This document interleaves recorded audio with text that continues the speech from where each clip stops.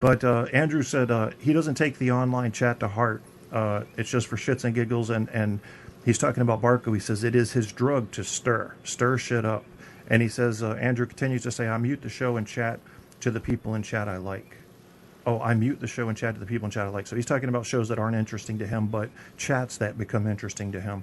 I don't blame him. But it's not something I don't know. I don't think I've ever done that. Like gone into a show. The only time I'll mute a show is when religion comes up. And Stabby and I got into a religious discussion the other day on Debbie Daly's show. And I get so frustrated when religion comes up. Because here's a very primary difference you'll find between somebody like Stabby and you, actually. If I were to compare Stabby with RD, both of you guys can bring up some stirring ideas, but you're more likely to be the kind of guy who says, you can't disprove this, so let's talk about it. And Stabby's more likely to be the kind of guy that says, you can't prove this, so let's talk about it. It's two very different approaches. Terence McKenna is a perfect subject for that discussion. You're willing to listen to him with these very vague conclusions that he sometimes has, really just openings. He never tries to, he doesn't always try to close his arguments. He just opens them. And Stabby says, what are you doing there? It's an exercise in futility to open an argument without closing it. You don't have the evidence. So, here I am torn in the middle because I like probing opening arguments. Let's talk about it. We may not come to a conclusion, though, and that doesn't satisfy everybody. What a weird thing that is. Yeah, I also think that when I'm listening to something, I would like to see it going to a conclusion or a point. But when I'm talking with somebody, I don't really care where it goes. And it usually goes all over the place. And then I'm not looking for an answer or a solution or an outcome. That's more like why I listen to McKenna, is because I want my thoughts to be provoked, You're looking for stimulants to think outside the box. Right. That's really all. Because, when you're struggling with some kind of problem, and the problem is right in front of you, you kind of get stuck. Well, if somebody offers you a different kind of perspective, you can also look at that problem from a different perspective. It helps me. I mean, but I have no problem, like you and Stabby, if you tune out with religious people, so to speak. I don't have that problem at all. I don't really tune out with religious people. I just try to change some of the words and their meanings to make it make sense to me, Yeah, that makes sense. I guess I'm frustrated, RD, with the fact that these religious discussions never lead to conclusions. I mean, the people that come into it always leave with what they were thinking when they came in. It doesn't progress at all. It's kind of like politics, really. I don't see... Now, you have your younger people coming up who are looking to be influenced. Like, who should I follow? Who should I believe in? Make your case for them. I get that. But when we get older and we're pretty settled in our understanding of humans, we start to find these fruitless conversations taking place regarding politics and religion. And that's why people are always saying avoid politics and religion, because there's no proof that one side is better than the other. And it leaves it as an artist candyland. And I think most motivations in politics and religion comes from your desire to believe in something, not the evidence you have to believe in something, but the desire to believe in something. It's always like, well, I want there to be an afterlife, and the Jesus story sounds good, and my parents believe in them, so I'm going that route. And people don't critically assess their own views to say, maybe that's a weak belief. Why shouldn't I be a Muslim? Maybe Allah's the right way. Why shouldn't I be a Buddhist? Maybe Siddhartha Gautama was the king of reasonable spiritual thinking. I don't know. I really find that, maybe not so much with you, but especially with Stabby, that he looks kind of, maybe scared isn't the right word, but that's the word I'm going with now, that he looks almost scared of religion because people are so much into it in the States, And I can add you, Andrew. You can call in. Sorry to interrupt you, RD. No problem. But it comes across here in Europe. People are no longer afraid of religion, like it's influencing politics and and power structures too much. But in the States, it's a completely different ballgame. It's like they are becoming so anti-religious because it seems to be everywhere in power structures, you know, and in education. They're afraid that religion will be taught to kids while, yeah, it's like more like they see it like a form of abuse almost. Yeah. Are you in there, Andrew? I tried to add you to the call. Guy.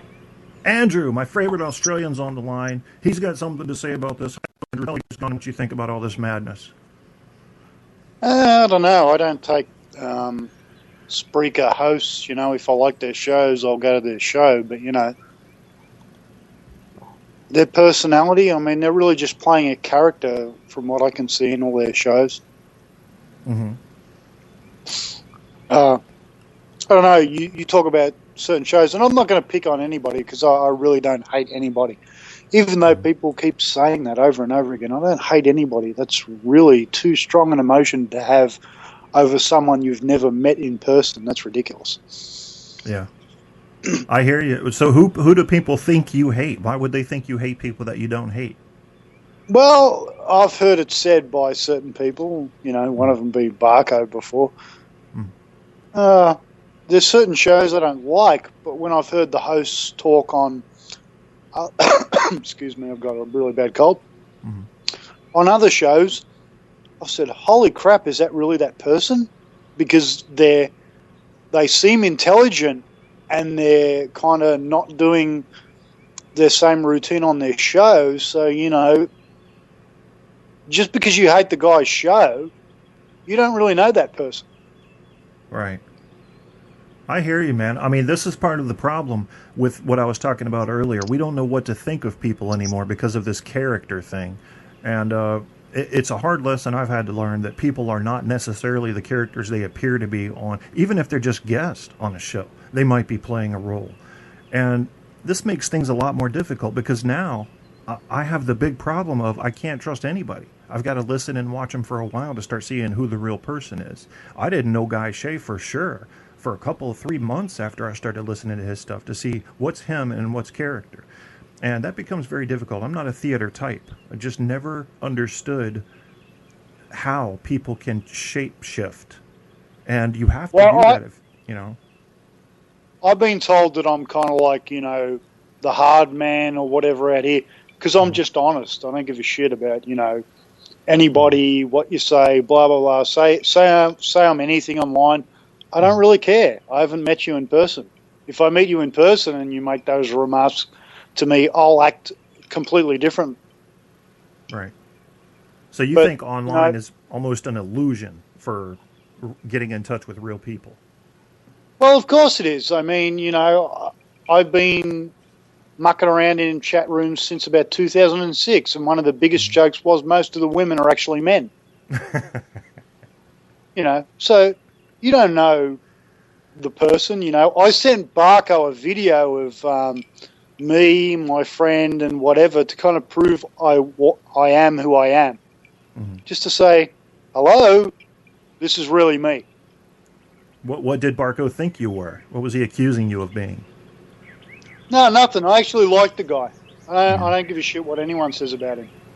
I like him. He's intelligent. His whole deal, as far as I'm concerned, is if he sees a weakness or if he sees you're kind of touchy on something, he's going to pick on that because he loves to stir. That's his drug. He loves to stir. Yeah. I agree with the intelligence part. I have no question about that. He's just, you know, just hearing him talk, especially when you pick the topic and he can jump in on it, you can tell when someone's Googling shit to say or just copy and paste and stuff in the chat room, or they can talk about it freely and openly and quickly. And you can quickly assess whether or not they are full of shit or they actually know what they're talking about. And I think Barco is a very, very bright dude. When I'm talking about something I know, and he's like, holy shit, Andrew, how'd you know that? And I'm like, well, I studied it, mate. You know, I'm not Googling it. I actually studied it, so I know about it, you know. And he's generally interested. And like someone from that stupid woman's show, I'm not going to go on about that. something to you about languages or whatever, and you said you studied languages, and I said if he was smart, he would have thanked you for correcting him. Yeah, good point.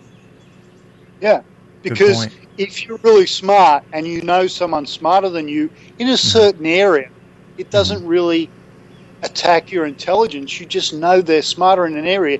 You thank them for the correction. Yeah. I think you might be talking about, maybe this isn't what you're talking about, but there was a time when Mr. Solutions was using a French word and a French term. That is exactly what I'm talking about, yeah. Is that the one? Hit it on. Yeah. Yeah. He was using it incorrectly. And remember, I never said I was fluent in French. I studied it for 5 years. I could probably order a sandwich, get a hotel room. I could understand the writing for sure. And most of the spoken language, at least I could piece it together. But he used a term out of context. And the problem is a lot of people and bloggers love to do this. They'll use these foreign words and think it makes them look really smart. Now, if they've done their research, it can be a nice little spicy add-on to an argument, whether it's writing or speaking.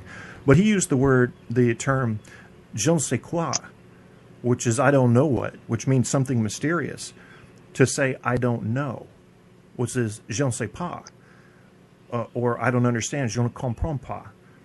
And I corrected him, and he still wouldn't believe me. And I said, look, it isn't me that's correcting you. It's the country of France and French-speaking Canadians that are correcting you. This isn't my invention here. I'm telling you what they use these terms for. And he still wouldn't accept it. You know, that's another problem with people today. You attack their intellect, or they think you do, and it's like a personal slight against them rather than, I'm trying to teach you something. Yes. But see, the way that's received could be in tone, because I got to admit, I was kind of prickly when I came after him with that, because I saw Mr. Solutions as a person who tries to sound super smart, but is only average intelligence. So I absolutely not. I kind of went in hard on him. Very, very, very kind to him. I think you were not prickly at all. Oh, okay. You were very, very kind to him, to be honest with you. Yeah. Well, go ahead, Andrew. If I had a question about physics or maths, which I'm really good at, someone had taken me to task like that, I would have ripped them apart. Right. I see what you're saying. So you get when people here's the problem I have. RD, maybe you can speak to this. Do you get bothered when someone is pretending to know something, and as a result of that, where they're mistaken, they are misleading large groups of people? That gets under my skin a little bit. That's the whole last line of my profile. Was I was banned by a truther group when I tried to correct them. Mm-hmm. You know, RD, they were talking about. Yeah, I can hear. I'm thinking. I was especially thinking about Mr. Solution, because he's one of a kind. How things work in his head. I do. I totally get it. I totally get it from that one thing with Kevin. If you attack his intellect, you are attacking him as a person, because that's what he holds dear. Good point. Well, yeah, scientists, you know, when they write a paper and someone else knows you're wrong, and they write another paper to correct them, thank you very much. Yeah. You That's the disprove my intelligent theory. way to handle it. Yeah, totally. I tell Stab all the time. Stabby comes in and corrects my shit left and right, and I don't mind that at all. I feel like I have a free editor, you know, because the last thing I can do is call myself a show that shares truth as much as possible when we get out of opinion areas, and then not let somebody correct me, you know. It just depends on the approach, really. The biggest problem is we put money in science. So at one point, someone would write a paper, and another person would write another paper correcting them so they would recant or whatever, and now there's money in it. So now it's totally corrupted.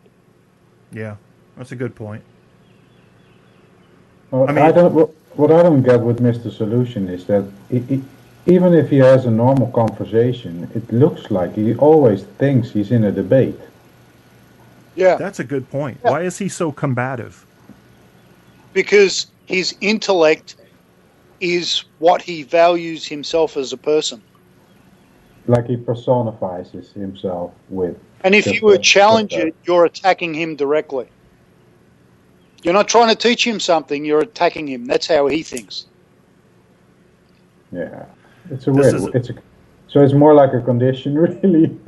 Yeah, Yeah. it's a problem we've talked about before. Once people assume that you're not attacking